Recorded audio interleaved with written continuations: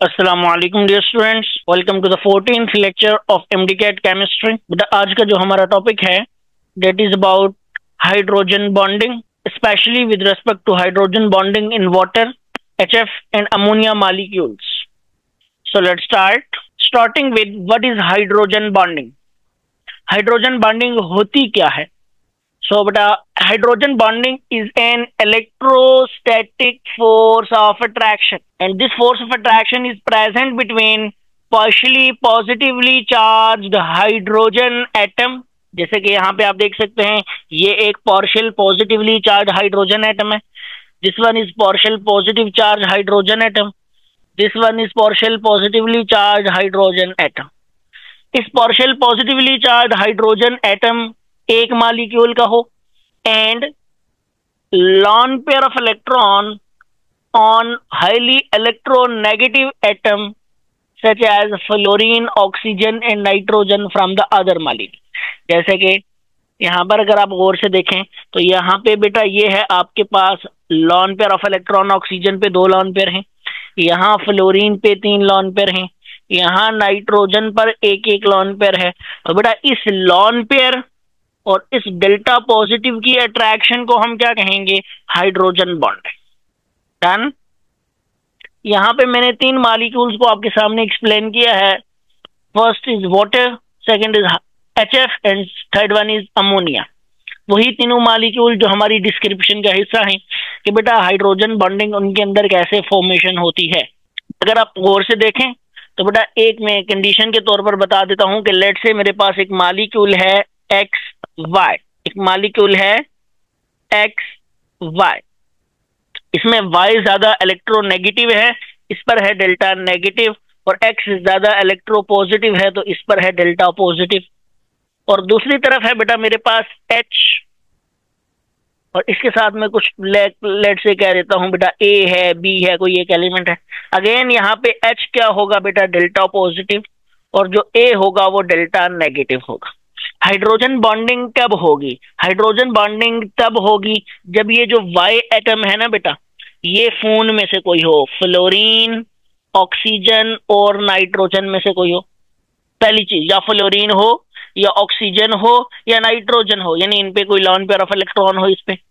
और दूसरी बात, ये जो A है ये इन 6 में से कोई हो. पहली चीज तो ये हो सकते हैं ना वही फोन, एक फ्लोरीन हो, दूसरा ऑक्सीजन हो, तीसरा नाइट्रोजन, इन तीनों में से हो, या कोई एक कार्बन हो जो sp हाइब्रिडाइज्ड हो जैसे इथाइन का कार्बन है, या फिर मैं कह सकता हूं कि ये वाला जो है ये बेटा कोई CF3 हो, उसके साथ कोई H लगा हो, या कोई CCl3 हो, इसके साथ कोई H लगा हो. तो अगर ये बेटा इन 6 में से कोई एक भी होगा और Y की साइड पर बेटा दूसरे मॉलिक्यूल में फोन में से कोई एक भी होगा, तो यहाँ पे फोन और इसके बीच में जो अट्रैक्शन होंगी, फोन Y के ऊपर मौजूद लॉन पेयर और फोन के डेल्टा पॉजिटिव के बीच में जो अट्रैक्शन होंगी, इस अट्रैक्शन को हम नाम देंगे हाइड्रोजन बॉन्डिंग का. डन. चलो अब बेटा यहाँ पे गौर से इस बात को समझिएगा. मैं आगे मजीद कुछ मॉलिक्यूल्स एक्सप्लेन भी करूंगा इस बेस पर कि कौन कौन से ऐसे मॉलिक्यूल्स हैं जिनमें हाइड्रोजन बॉन्डिंग होती है और कौन कौन से ऐसे मॉलिक्यूल्स हैं जिनमें हाइड्रोजन बॉन्डिंग नहीं होती. डन. चलो जी, next is a special type of dipole forces. बेटा यहाँ पे भी हाइड्रोजन बॉन्डिंग हो रही है. लेट से ये देखें, यहाँ पे इस लॉन पेयर और इस डेल्टा प्लस की अट्रैक्शन को हम क्या नाम दे रहे हैं? Hydrogen bonding. लेकिन वहां पे वेट, ये डेल्टा नेगेटिव भी मौजूद है. सो डेल्टा नेगेटिव और डेल्टा पॉजिटिव की अट्रैक्शन को अभी भी हम वही नाम देंगे डाइपोल फोर्सेस. लेकिन इस डाइपोल फोर्सेस के साथ लॉन पेयर और H पॉजिटिव के बीच में एक एक्स्ट्रा अट्रैक्शन आ गई है जिसको हम बोलते हैं hydrogen bonding. That is why it is a special type of dipole force. It means कि जहां कहीं पे भी हाइड्रोजन बॉन्डिंग होगी वहां डाइपोल फोर्सेस होंगी. क्लियर हो गया? और फिर बेटा जहां पे डाइपोल डाइपोल फोर्सेस होती हैं वहां पे आपको पता है एलडीएफ तो होती हैं, वो तो हर मालिक्यूल्स में होती हैं, क्योंकि किसी भी मालिक्यूल में आपके पास इंस्टेंटेनियस और इंड्यूस्ड डाइपोल बन सकते हैं। सो दीज फोर्सेस जहां पे हाइड्रोजन बॉन्डिंग होगी, एक वहां पे dipole dipole forces of attraction होंगी, दूसरी London dispersion forces of attraction. So these forces are accompanied by hydrogen bonding is accompanied by dipole-dipole forces of attraction and London dispersion forces. Slow, show slightly coordinate covalent bond nature। बेटा यहाँ पे भी again वही बात होती है जो coordinate covalent bond में होती है। coordinate covalent bond में एक एटम A के पास इलेक्ट्रॉन पेयर होता है, एक एटम B के पास कोई एम्प्टी ऑर्बिटल होता है, वो अपना इलेक्ट्रॉन इस एम्प्टी ऑर्बिटल में डोनेट करता है और फिर अपने एक इलेक्ट्रॉन की मदद से उसके साथ बॉन्ड बनाता है। यानी जो कोवेलेंट बॉन्ड के दोनों इलेक्ट्रॉन हैं वो एक एटम से आते हैं। यहाँ पे भी अगर आप गौर से देखें तो लॉन पेयर बेटा H पॉजिटिव की तरफ अट्रैक्ट हो रहा है, एक तरफ एक इलेक्ट्रॉन पेयर मौजूद है लॉन पेयर ऑफ इलेक्ट्रॉन, और एक तरफ डेल्टा पॉजिटिव H है। बस बेटा फर्क ये है कि यहाँ पे जो कोऑर्डिनेट कोवेलेंट बॉन्ड है वहां इलेक्ट्रॉन डोनेट हो जाता है और यहाँ पे इलेक्ट्रॉन कंप्लीटली डोनेट नहीं होता, इसीलिए हम क्या कहते हैं slightly coordinate covalent bond nature होती है, सिर्फ एक अट्रैक्शन डेवलप होती है। डन। अब बेटा यहाँ पे गौर से बात सुनिएगा, बड़ी इंपॉर्टेंट बात है कि वहां पे भी देने वाला डोनर, लेने वाला एक्सेप्टर, कोऑर्डिनेट कोवेलेंट बॉन्ड में भी, यहाँ पे भी बेटा हाइड्रोजन बॉन्डिंग में जो देने वाला है, जैसे खून में से कोई है फ्लोरीन, ऑक्सीजन या नाइट्रोजन में से, बेटा वो हमारे पास डोनर ही होगा, और जो H पॉजिटिव जो उसको अट्रैक्ट कर रहा है वो होगा बेटा एक्सेप्टर। डन। चैलेंज।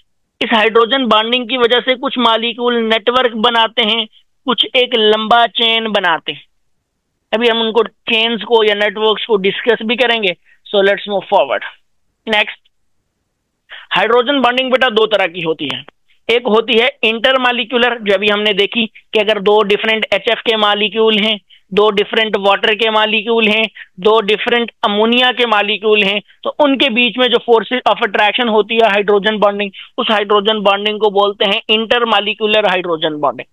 लेकिन एक और भी होती है जिसको बोलते हैं इंट्रामॉलिक्यूलर हाइड्रोजन बॉन्डिंग। लेट से एक ही मॉलिक्यूल के अंदर दो पोलर पार्ट्स मौजूद हैं, एक के पोलर पार्ट और दूसरे के पोलर, एक मॉलिक्यूल के पहले पोलर पार्ट और दूसरे पोलर पार्ट के बीच में जो हाइड्रोजन बॉन्डिंग है उसकी कंडीशन सेटिस्फाई हो रही है, तो एक मॉलिक्यूल का एक पार्ट अपने ही मॉलिक्यूल के किसी दूसरे पार्ट के साथ क्या बनाएगा बेटा हाइड्रोजन बॉन्डिंग। तो इस तरह की फोर्स ऑफ अट्रैक्शन को बेटा बोलते हैं इंट्रामोलेकुलर हाइड्रोजन बॉन्डिंग। जैसे कि यहाँ पे आप देख सकते हैं बेटा कि ये आर्थो नाइट्रोफिनोल के केस में अगर आप देखें तो ये NO2 एक ग्रुप है which is a polar group, और OH एक ग्रुप है बेटा which is also a polar group. Benzene ring के ऊपर दो ग्रुप लगे, लेकिन बेटा देखेंगे तो ये डेल्टा पॉजिटिव H है और यहाँ पे बेटा क्या है आपके पास डेल्टा नेगेटिव O, खून में से कोई है अगेन।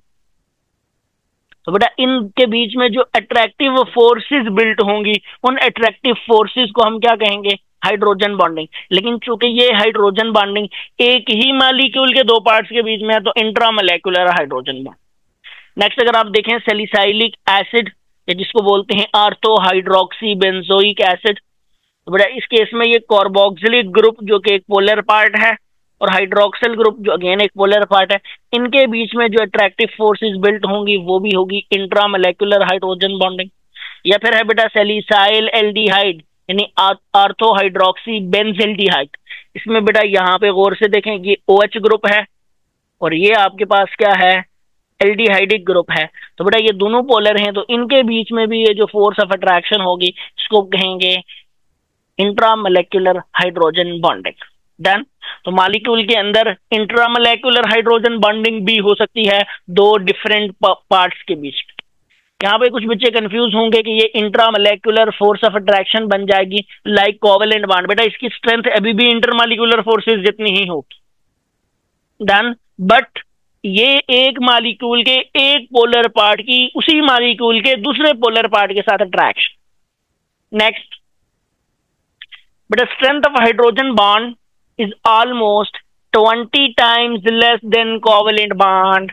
मतलब कोवेलेंट बॉन्ड की जो स्ट्रेंथ है वो 20 टाइम्स ज्यादा होती है और जो आपके पास हाइड्रोजन बॉन्ड है वो उससे 20 टाइम वीकर होता है। Done. Bond energy of hydrogen bond is 1 to 40 kilo calories per mole, मतलब मिनिमम 1 किलो कैलोरीज पर मोल हो सकती है और मैक्सिमम 40 किलो कैलोरीज पर मोल हो सकती है, अगर ये किलो कैलोरीज पर मोल के यूनिट में लिखा जाए। नेक्स्ट है बेटा नंबर ऑफ हाइड्रोजन बॉन्ड्स। ना एक मॉलिक्यूल जो है वो कितने हाइड्रोजन बॉन्ड बनाएगा। फॉर एग्जांपल बेटा कोई वाटर मॉलिक्यूल है, कोई HF मॉलिक्यूल है, कोई अमोनिया है, वो कितने हाइड्रोजन बॉन्ड बना सकता है। So number of hydrogen bond depends upon दो एटम्स के बीच में या दो मॉलिक्यूल्स के बीच में जो हाइड्रोजन बॉन्डिंग बनती है वो दो फैक्टर्स पर डिपेंड करती है बेटा। Number 1 number of lone pair of electrons and number of partially positive hydrogen. बेटा इसको समझने का आसान सा तरीका है, गौर से देखें, इन दोनों चीजों को आपने काउंट करना है। लेट्स से मैं आपको एक बात बता देता हूं, मैं एक इजी सी एग्जांपल ले लेता हूं आपके लिए। HF मॉलिक्यूल के अंदर देखें तो बेटा डेल्टा पॉजिटिव H जो है वो 1 है और लॉन पेयर ऑफ इलेक्ट्रॉन जो है फ्लोरीन पर वो 3 है। डन। तो आपने देखना है कि इन दोनों में से कम कौन है। एक H है, ये वाले 3 है, उसका मतलब है एक कम नंबर है। ऐसा ही है, इसको डबल कर दें तो बेटा एक HF का मॉलिक्यूल 2 हाइड्रोजन बॉन्ड बना सकता है। समझ आ गई है। इन दोनों में से लॉन पेयर ऑफ इलेक्ट्रॉन और डेल्टा पॉजिटिव H में से जो चीज कम होगी उसको मल्टीप्लाई विद 2 कर, उसको डबल कर दें तो बेटा वो यहाँ पे 1 है तो 1 को मल्टीप्लाई विद 2 करेंगे तो 2, डबल करेंगे तो 2। तो इसका मतलब है एक HF का मॉलिक्यूल 2 हाइड्रोजन बॉन्ड बना सकता है। बट पर मॉलिक्यूल जो हाइड्रोजन बॉन्ड होगे बेटा वो डबल किए बगैर वैल्यू होगी, यानी पर मॉलिक्यूल 1 हाइड्रोजन बॉन्ड, लेकिन एक मॉलिक्यूल मैक्सिमम कितने हाइड्रोजन बॉन्ड बना सकता है जी, 2।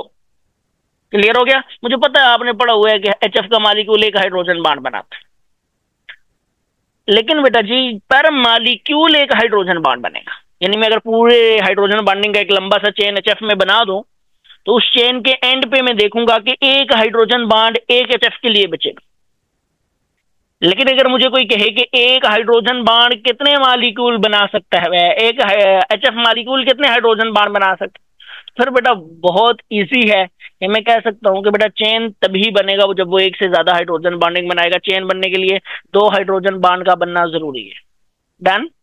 चलें जी नेक्स्ट आगे करते हैं, फिर आपको डिफरेंट मॉलिक्यूल में प्रैक्टिस करेंगे तो समझ आ जाए। नेक्स्ट यहाँ पे वाटर मॉलिक्यूल है बेटा।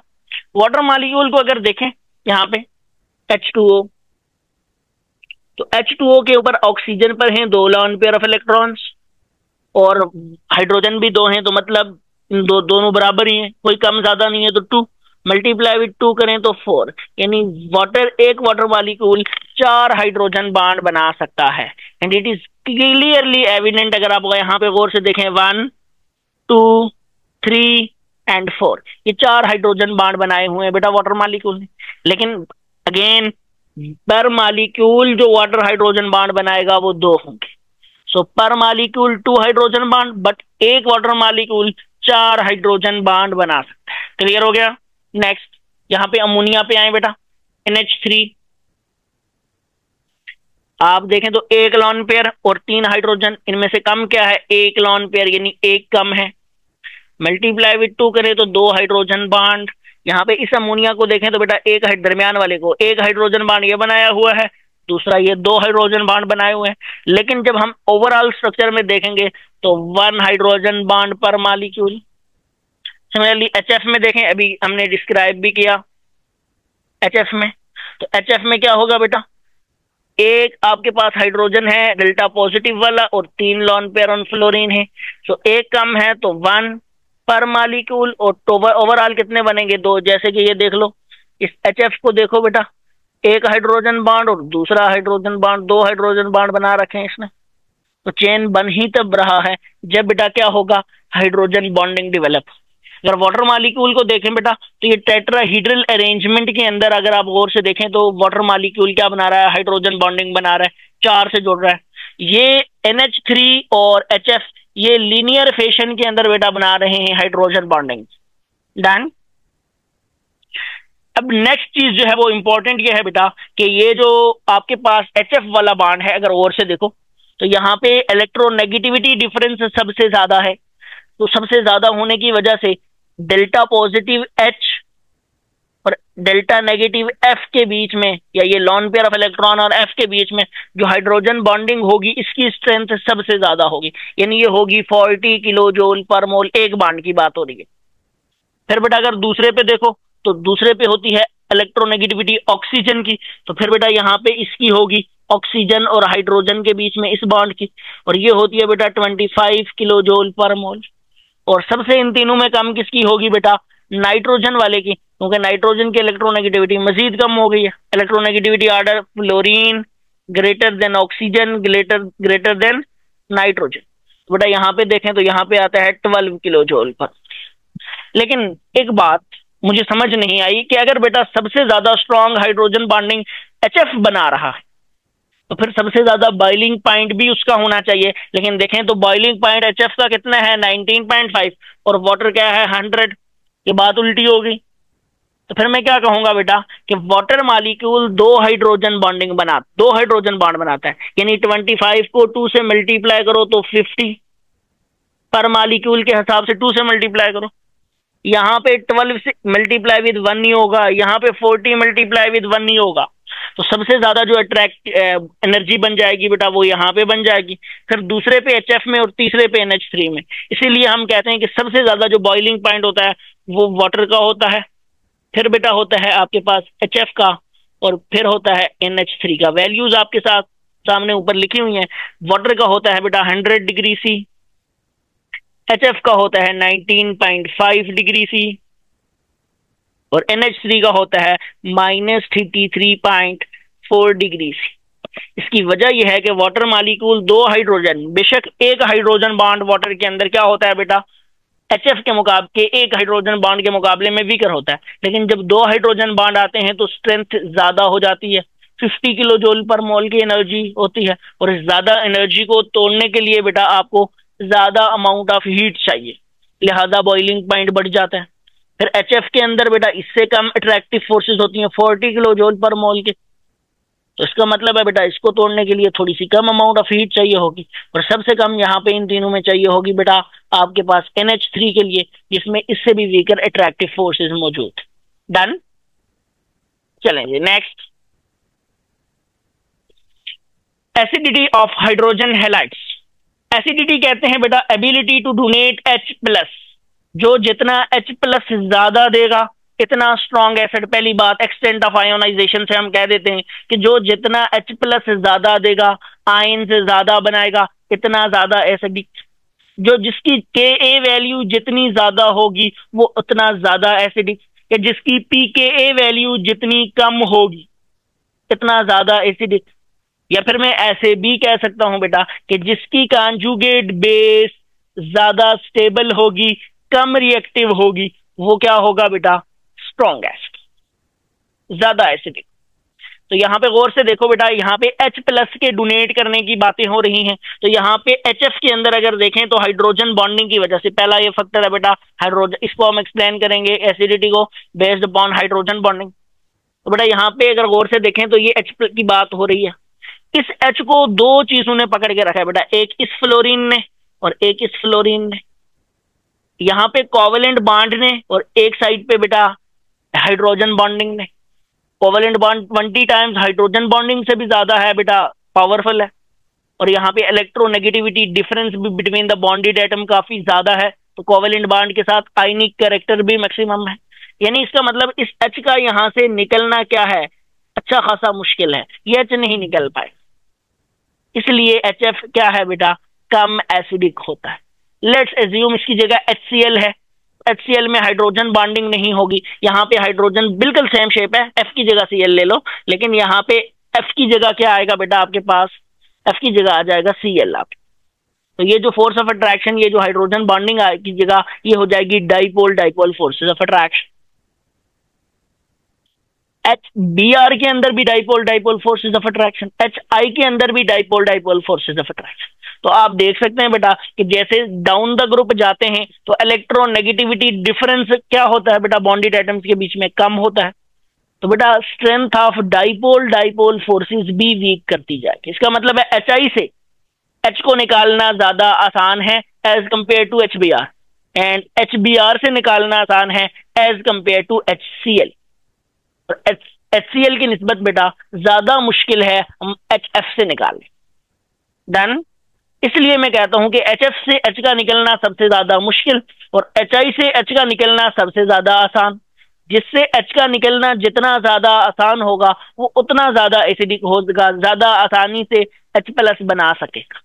तो मैं कह सकता हूं बेटा इस बेस पे कि HF जो है वो आपके पास सबसे वीकली एसिडिक है, then HCl, then HBr and then HI, यानी सबसे स्ट्रॉन्गेस्ट एसिड इनमें HI है और सबसे वीकेस्ट एसिड क्या है, HF है। यहाँ पे अगेन बेटा घुमा फिरा के भी पूछा जा सकता है स्ट्रॉन्गेस्ट एसिड का क्या मतलब है, इसकी Ka वैल्यू सबसे ज्यादा है, इसकी pKa वैल्यू इन चारों में सबसे कम है। इन चारों में बेटा कोई और आ गया तो नहीं, समझ आ गई है।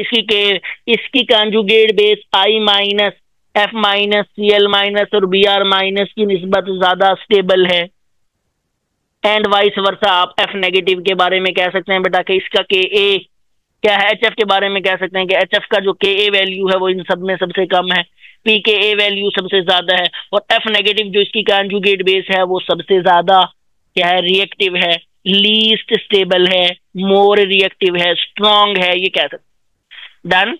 नेक्स्ट। अब बेटा यहाँ पे आए, नेक्स्ट जो कंसेप्ट है ये आपने सेकेंड ईयर में पढ़ा था जो फेडरल बोर्ड के स्टूडेंट्स हैं, वो है बेटा बॉन्ड इंथैल्पी की बेस पे। अगर हम देखें HF, HCl, HBr और HI में डाउन द ग्रुप देखें बेटा तो इलेक्ट्रोनेगेटिविटी डिफरेंस मैंने वैल्यूज ने पुट करके निकाला है। डाउन द ग्रुप क्या हो रहा है, इलेक्ट्रोनेगेटिविटी डिफरेंस डिक्रीज हो रहा है। HF में है बेटा 1.9, फिर 0.9, 0.7, 0.4, यानी डाउन द ग्रुप जाते हुए इलेक्ट्रोनेगेटिविटी डिफरेंस क्या हो रहा है बेटा, कम हो रहा है। और आप लोगों ने एक बात पढ़ रखी है कि जैसे जैसे इलेक्ट्रोनेगेटिविटी डिफरेंस या डेल्टा इलेक्ट्रोनेगेटिविटी कम होगा वैसे वैसे आयनिक कैरेक्टर भी कम होगा, और जैसे जैसे आयनिक कैरेक्टर कम होगा वैसे वैसे बॉन्ड एनर्जी भी कम होगी। अगर आप देख सकते हैं कि यहाँ पे बॉन्ड एनर्जी भी क्या हो रही है बेटा, कम। इसका मतलब है जो वीक बॉन्ड है HI वाला जिसकी एनर्जी सिर्फ 71 है, उसमें से H को निकालना ज्यादा आसान है, फिर उसकी निस्बत बेटा वो ज्यादा एसिडिक होगा। फिर उसकी निस्बत HBr में से H को निकालना HI की निस्बत थोड़ा ज्यादा मुश्किल, यानी एनर्जी ज्यादा बढ़ गई। HCl में और ज्यादा मुश्किल, और सबसे ज्यादा मुश्किल है बेटा HF में, जहां आयनिक कैरेक्टर बढ़ने की वजह से आपके पास बॉन्ड एनर्जी बहुत ज्यादा बढ़ गई है।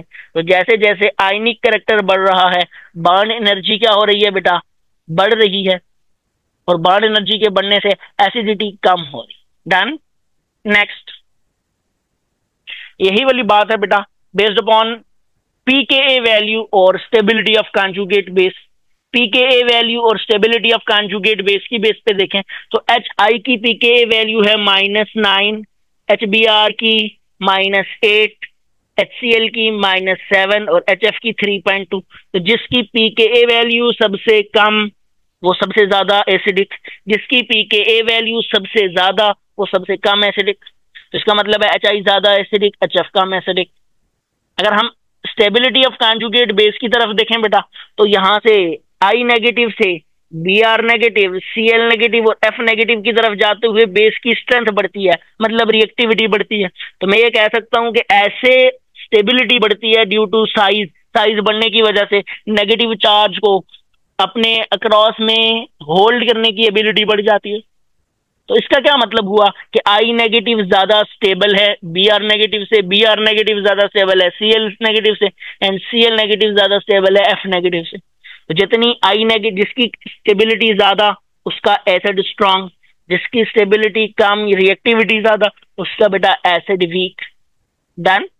यहां से भी प्रूव हो गया बेटा। ओवरऑल आपके पास जो रिजल्ट आया कि वो सबसे ज्यादा स्ट्रॉन्गर एसिड है HI, फिर है बेटा आपके पास HBr, फिर है HCl और फिर है HF।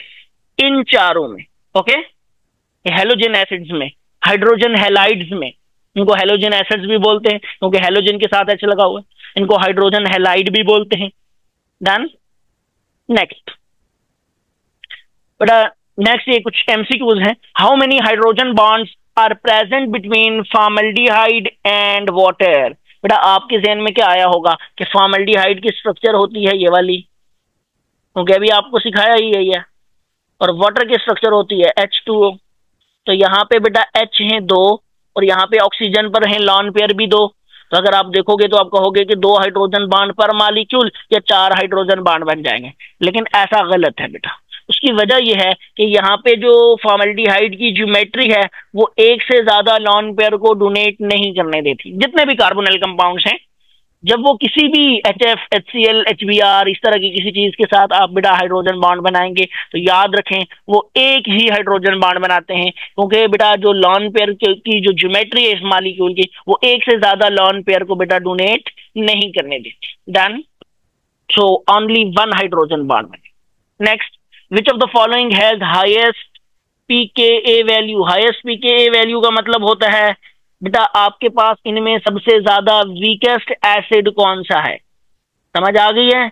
आपने वीकेस्ट एसिड के बारे में बताना है।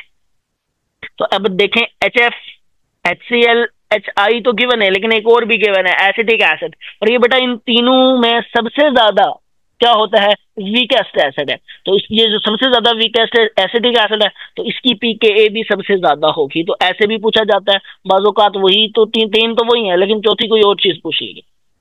सो बी अवेयर अबाउट दैट कि वही के भी आंसर भी हो सकता है। Identify which of the following do not form hydrogen bond with water. इनमें से कौन सा वाटर के साथ हाइड्रोजन बॉन्डिंग नहीं बनाता। अभी कंडीशंस पीछे पढ़ाई थी बेटा। वाटर के अंदर होगा HO और H, और यहाँ पे CHF3 देखें तो मैंने कहा था कि एक H होगा, एक H होगा और उसके साथ क्या लगा होगा CF3, तो हाइड्रोजन बॉन्डिंग होगी ये वाली। इसका मतलब है ये तो बनाता है। H होगा और Cl3 होगा वाटर के साथ, तो ये भी बनाएगा। sp हाइब्रिडाइज्ड कार्बन है इथाइन में, तो ये भी बनाएगा। जी CH2Cl2 के लिए कोई कंडीशन नहीं थी कि बेटा 2H और 2Cl हो, तो ऐसी कोई कंडीशन नहीं पड़ी थी, तो CH2Cl2 नहीं बनाएगा। Done. Next, CHCl3 exist in liquid state due to. हाँ बेटा आप सबके जहन में एक मिनट में दौड़ा होगा कि सर अभी आपने बताया हाइड्रोजन बॉन्डिंग यहाँ पे ये, लेकिन बेटा मैंने वो बात की है, अगर आप गौर से देखें तो मैंने बात किस किस की है, हाइड्रोजन बॉन्डिंग विद वाटर, यानी एक तरफ वाटर हो एक तरफ CHCl3 हो तो हाइड्रोजन बॉन्डिंग होगी। लेकिन सिर्फ CHCl3 है, दूसरा भी CHCl3 है, तो उस वक्त हाइड्रोजन बॉन्डिंग नहीं होगी बेटा। उस वक्त होगी dipole dipole forces of attraction, और इनके साथ होंगी London dispersion forces of attraction. तो आपके पास कौन सी फोर्सेज बनती हैं, dipole dipole in London forces. Done. इसको नोट कर ले शाबाश। Next is the structure of ice. सबसे पहले है arrangement of water molecule. Arrangement क्या होती है बेटा, टेट्राहीड्रल। अभी हमने पढ़ा भी है पीछे कि ये टेट्राहीड्रली अरेंज्ड होता है। नेक्स्ट है बेटा यूनिट सेल, क्या होता है इसका, हेक्सागोनल। बड़े इंपॉर्टेंट एमसीक्यूज है बेटा, ये पूछे जाएंगे। 3 डायमेंशनल स्ट्रक्चर कैसी होती है बेटा, फेस सेंटर्ड क्यूबिक, FCC। तो बेटा ये जो तीनों बातें हैं ये निहायत इंपॉर्टेंट हैं, इनको याद रखिएगा, ये एमसीक्यूज में पूछी जा सकती। नेक्स्ट, अब बेटा मेरे पास लेट से किसी 1000 डिग्री पे वाटर है या किसी भी टेम्परेचर पे वाटर है, वाटर तो अंटिल बेटा मैक्सिमम आके मेरे पास ये हो सकता है 100 डिग्री पे ये वाटर वेपर्स होंगे किसी भी स्टेट में, डजंट मैटर। तो बेटा मेरे पास किसी भी टेम्परेचर पर वाटर है, H2O है, वाटर को भी रहने दो, H2O है, मैं उसको कूल डाउन करता हूँ, चाहे वो गैस है चाहे वो लिक्विड है। जैसे जैसे मैं कूल डाउन करूंगा तो पार्टिकल्स करीब आएंगे, वॉल्यूम कम होगा तो डेंसिटी इंक्रीज किसी भी चीज की तरफ, until I reach 3.98 degree C. जैसे ही मैं 3.98 डिग्री सी से पहुंचूंगा तो बेटा ये वाला काम होना बंद हो जाएगा। अब मैं अगर मजीद कूल करूंगा टिल -3.98 यानी +4 डिग्री से -4 डिग्री तक, तो बेटा मेरी डेंसिटी अगर मैं कूल डाउन करूंगा तो इंक्रीज करने की बजाय डेंसिटी डिक्रीज करेगी। इस वजह को पढ़ना है। और बेटा अगेन -4 डिग्री या -3.98 के बाद अगेंस्ट अगर मैं कूल डाउन करूंगा तो डेंसिटी दोबारा से बढ़ना शुरू करती है। So there is a special behaviour between +4 degree C and -4 degree C, यानी +4 या +3.98 डिग्री C से -3.98 डिग्री C तक जब मैं कूल करूंगा बेटा वाटर को, तो बेटा उसकी डेंसिटी बजाय कि क्या होती इंक्रीज होती, वो डिक्रीज होना शुरू हो जाए। This is because of the formation of crystal of ice, कि आइस की फॉर्मेशन 3.98 या 4 डिग्री C पे स्टार्ट होती है। +3.98 पे आइस की फॉर्मेशन स्टार्ट होती है, और जैसे ही आइस बनना शुरू होती है तो आइस के क्रिस्टल के अंदर बेटा हलो स्पेसिस होती हैं जो 9% वॉल्यूम को आइस क्रिस्टल में इंक्रीज कर देती है। अगर गौर से देखें यहाँ पे इस डायग्राम के अंदर जो मैंने पेस्ट की है, तो आप देख सकते हैं कि ये एक ऑक्सीजन है, ये एक ऑक्सीजन है, ये ऑक्सीजन है, बाकी दो ब्लैक डॉट्स हैं वो हाइड्रोजन को रिप्रेजेंट कर रहे हैं।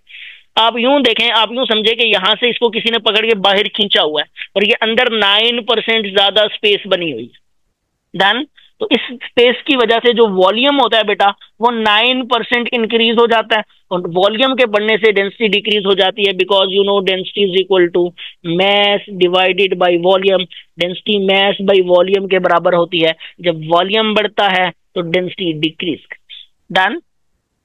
इसकी वजह से होता क्या है कि बेटा आपके पास आइस के पास वाटर की निस्बत 9% मोर स्पेस होती है, 9% मोर वॉल्यूम होता है, 9% लेस डेंसिटी होती है देन लिक्विड वाटर।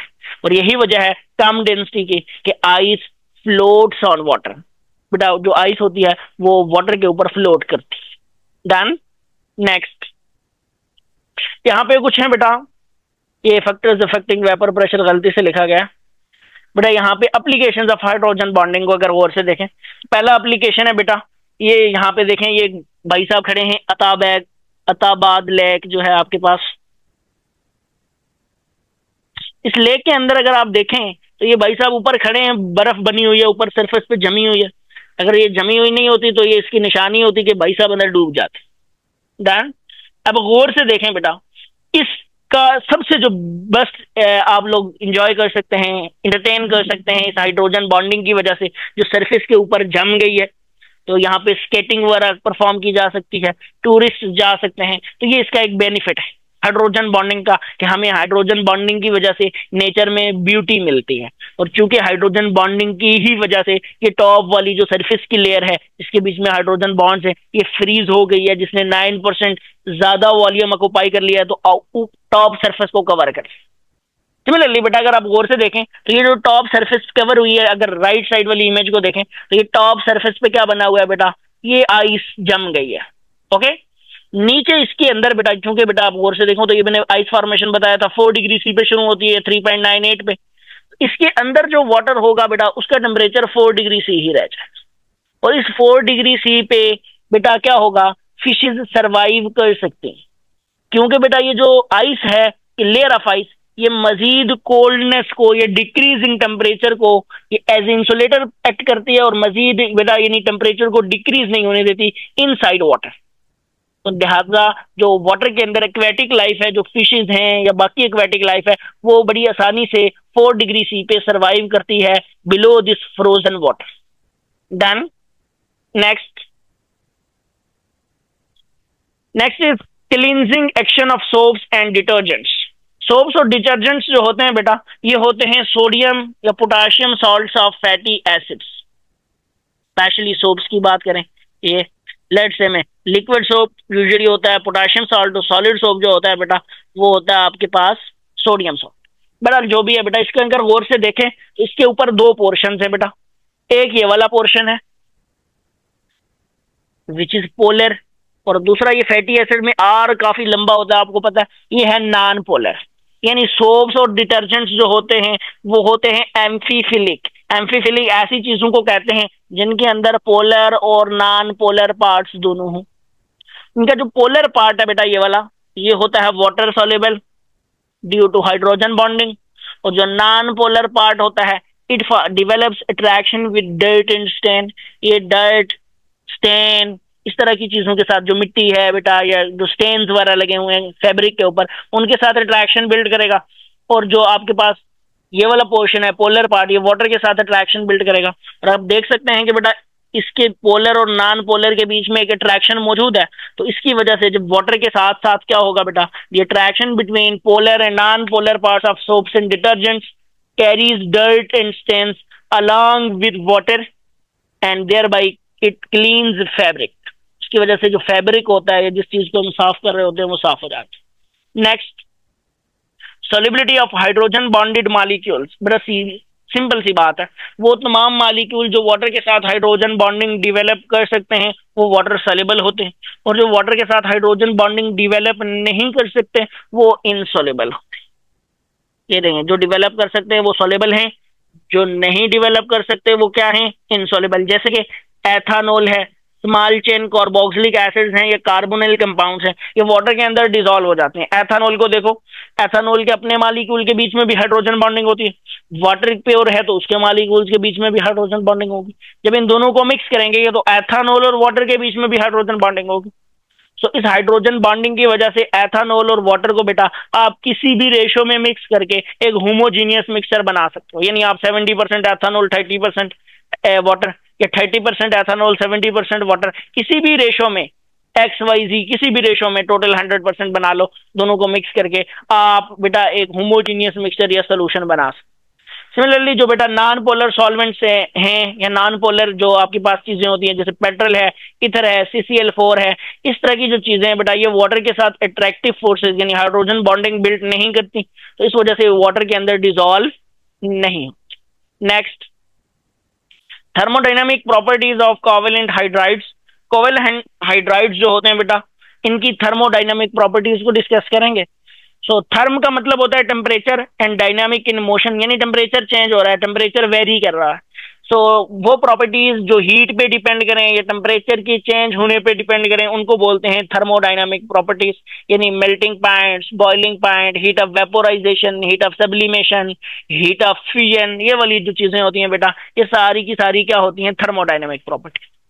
और कोवेलेंट हाइड्राइड्स क्या होते हैं बेटा, बाइनरी कंपाउंड्स ऑफ हाइड्रोजन, जिनमें एक कोई और एलिमेंट हो, एक हाइड्रोजन हो, in which hydrogen is covalently bonded with other element. जो हाइड्रोजन है वो दूसरे एलिमेंट के साथ बेटा कोवेलेंट बॉन्ड के साथ जुड़ा हो।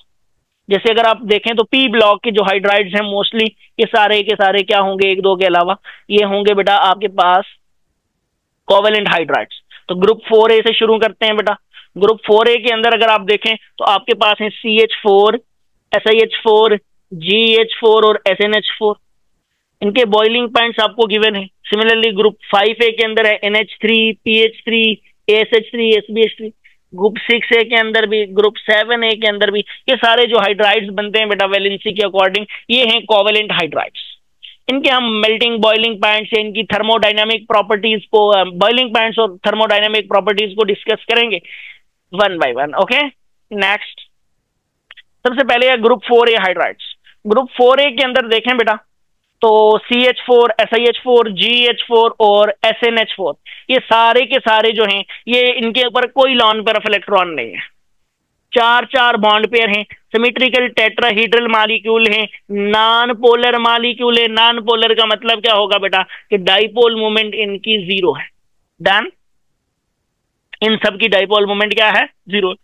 अब गौर से देखें तो बेटा यहाँ पे H तो चारों हैं, लेकिन यहाँ पे कार्बन है, इधर सिलिकॉन, जर्मीनियम और टिन। ग्रुप के अंदर बेटा डाउन द ग्रुप क्या हो रहा है, एटॉमिक साइज चौथे ग्रुप में बढ़ रहा है।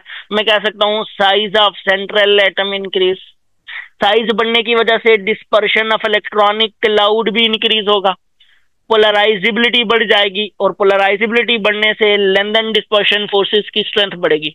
जैसे ही लंदन डिस्पर्शन फोर्सेस की स्ट्रेंथ बढ़ेगी, आई कैन से कि मेल्टिंग या बॉइलिंग पॉइंट्स क्या होंगे बेटा, स्पेशली यहाँ पे बॉइलिंग पॉइंट्स डिस्कस हो रहे हैं, तो वो क्या होंगे बेटा, इंक्रीज होंगे। तो देखो CH4 की निस्बत SiH4 का ज्यादा, उसकी निस्बत GH4 का ज्यादा, फिर SNH4 और फिर बेटा सबसे ज्यादा है PbH4 का। यानी डाउन द ग्रुप आते हुए अगर आप गौर से देखें तो मेल्टिंग बॉइलिंग पॉइंट्स LDF की स्ट्रेंथ बढ़ने से बढ़ रहे हैं। Okay, next. अच्छा बेटा नेक्स्ट ये थोड़ा सा ऐसे आप इसको कर लीजिएगा। नेक्स्ट अगर 5A के अंदर देखें तो 5A के अंदर सबसे पहले जो ऊपर मौजूद होता है वो होता है NH3, जिसको हम पहले ऑलरेडी डिस्कस कर चुके हैं कि उसके अंदर हाइड्रोजन बॉन्डिंग होती है और उसका बॉइलिंग पॉइंट भी हमने डिस्कस किया था -33.4 डिग्री सी अमोनिया के अंदर।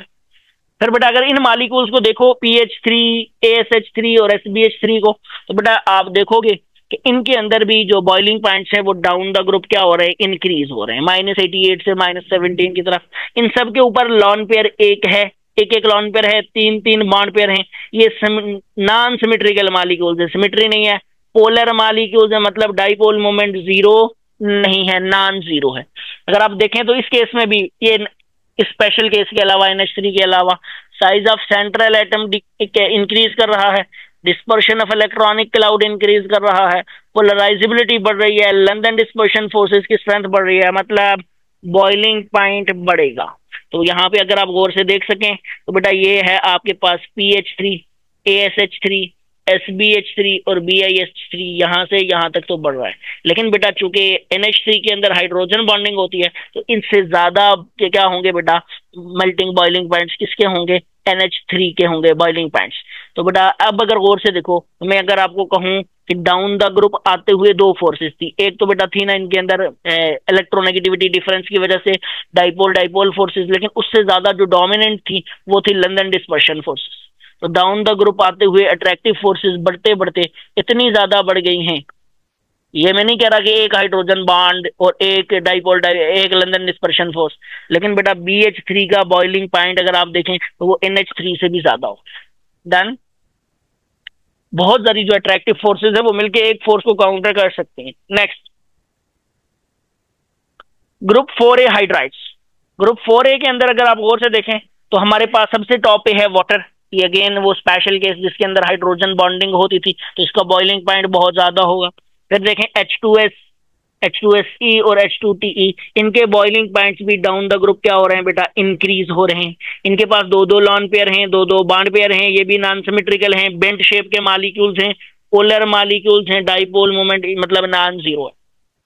तो अगर गौर से देखें बेटा तो इनमें भी नीचे आते हुए वाटर के अलावा, वाटर को वैसा एक्सक्लूड ही मैंने किया क्योंकि उसके अंदर हाइड्रोजन बॉन्डिंग है, ये अगर उसमें भी LDF को डिस्कस करें तो भी बेटा साइज ऑफ सेंट्रल एटम क्या हो रहा है, इंक्रीज, इलेक्ट्रॉनिक क्लाउड की डिस्पर्शन इंक्रीज, पोलराइजेबिलिटी इंक्रीज, तो strength of London dispersion forces क्या करेगी, इंक्रीज करेगी। बेटा यहाँ पे देखें H2S, H2SC और H2TE की तरफ जाते हुए बॉइलिंग पॉइंट इंक्रीज करते हैं। लेकिन वाटर के अंदर सबसे ज्यादा बॉइलिंग पॉइंट होता है बिकॉज ऑफ 2 हाइड्रोजन बॉन्ड्स पर मॉलिक्यूल। डन।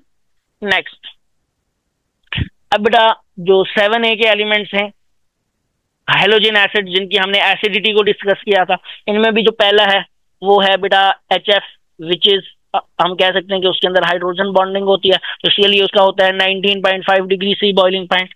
लेकिन अगर और से देखो तो उसके बाद HCl, HBr और HI में डाउन द ग्रुप जाते हुए Cl, Br और I की तरफ जाते हुए size of central atom increase, dispersion increase, polarisability increase, London dispersion forces की स्ट्रेंथ इंक्रीज, मतलब कंक्लूड क्या करेंगे, बॉइलिंग पॉइंट बढ़ रहा है। तो आप लोग ग्राफ से देख सकते हो HCl से HBr और HBr से HI की तरफ बॉइलिंग पॉइंट क्या हो रहा है, बढ़ेगा। HF का बॉइलिंग पॉइंट अगेन बेटा हाइड्रोजन बॉन्डिंग की वजह से ज्यादा है। डन। इन मॉलिक्यूल्स को देखो तो बेटा इनके अंदर हर एक हेलोजन पे 3 लॉन पेयर होते हैं, एक ही बॉन्ड पेयर है H और बेटा X के बीच में जो भी हेलोजन है, ये भी नॉन सिमेट्रिकल मॉलिक्यूल हैं, पोलर मॉलिक्यूल हैं, और इनके लिए भी डाइपोल मोमेंट क्या है बेटा, जीरो है। Next hydrogen bonding in biological molecules. अगर आप सेकेंडरी स्ट्रक्चर ऑफ DNA को देखें और स्ट्रक्चर ऑफ प्रोटीन को देखें और DNA को, स्ट्रक्चर ऑफ DNA को देखें, तो बेटा इन दोनों के अंदर आपके पास हाइड्रोजन बॉन्डिंग मौजूद है। इवन आप अगर गौर से देखें तो प्राइमरी स्ट्रक्चर ऑफ बेटा जो प्रोटीन होती है उसमें सिर्फ पेप्टाइड बॉन्ड होता है, इंडिकेट इस तरह होता है। सेकेंडरी में पेप्टाइड के साथ हाइड्रोजन बॉन्ड आ जाता है। टर्शरी में बेटा आप कहते हैं कि हमारे पास पेप्टाइड बॉन्ड और हाइड्रोजन बॉन्ड के साथ साथ क्या कहते हैं उसको, डाइसल्फाइड ब्रिजेस भी आ जाते हैं। और क्वार्टरनरी में इन तीनों के साथ आपके पास हाइड्रोफोबिक इंटरेक्शंस भी आ जाते हैं। तो बेटा यहाँ पे भी अगर गौर से देखो तो सेकेंडरी 2 तरह की है, एक है अल्फा हेलिक्स और एक है बीटा प्लेटेड शीट। इनके बीच में देखो बेटा ये अल्फा हेलिक्स है, ऐसे ये रन कर रहा है। अल्फा हेलिक्स में जहां पे भी बेटा एक ऊपर सी डबल बॉन्ड होगा, वहां नीचे NH होगा, तो यहाँ पे जो फोर्स ऑफ अट्रैक्शन बिल्ट होगी वो क्या होगी बेटा, सी डबल बॉन्ड और NH के बीच में ये वाली फोर्स ऑफ अट्रैक्शन। कहीं पे भी सी डबल बॉन्ड और NH के बीच में फोर्स ऑफ अट्रैक्शन, ये जो इंटरमॉलिक्यूलर फोर्स बिल्ट अप हो रही है इसको बोलेंगे हाइड्रोजन बॉन्ड। समझ आ गई है? नेक्स्ट, सॉरी ये इंट्रामोलेकुलर हाइड्रोजन बॉन्डिंग है, एक ही मालिक्यूल के अंदर है। अगर और से देखें पूरा प्रोटीन एक मालिक्यूल है, उस प्रोटीन मालिक्यूल के अंदर है। यहाँ पे भी बीटा प्लेटेड शीट के अंदर भी अगर देखें तो ये बेटा बीटा प्लेटेड शीट की स्ट्रक्चर में एक यूनिट, ये दूसरा यूनिट, और बेटा इनके बीच में NH और C डबल बॉन्ड के बीच में क्या है, हाइड्रोजन बॉन्डिंग्स हैं। तो ये जो हाइड्रोजन बॉन्डिंग्स हैं बेटा ये भी intramolecular hydrogen bondings. Done. Next, structure of DNA। Structure of DNA देखें तो बेटा DNA is made up of nucleotides. एक न्यूक्लियोटाइड के अंदर अगर आप देखें तो एक होती है नाइट्रोजीनियस बेस, जैसे यहाँ पे एडिनिन है, एक होती है बेटा पेंटोज आपके पास 5 कार्बन शुगर, और एक होता है इसके पास फॉस्फेट ग्रुप। इस तरह बहुत सारे न्यूक्लियोटाइड्स आपस में जुड़ते हैं बेटा। ये दूसरा न्यूक्लियोटाइड, ये बेटा तीसरा, ये चौथा, ये फॉस्फोडाइएस्टर लिंकेज से जुड़े हुए हैं, इधर भी जुड़े हुए हैं बेटा फॉस्फोडाइएस्टर लिंकेज से। और बेटा जहां जहां एडिनिन आता है इसके मुकाबले में आता है थाइमिन, और एडिनिन और थाइमिन के बीच में होते हैं 2 हाइड्रोजन बॉन्ड।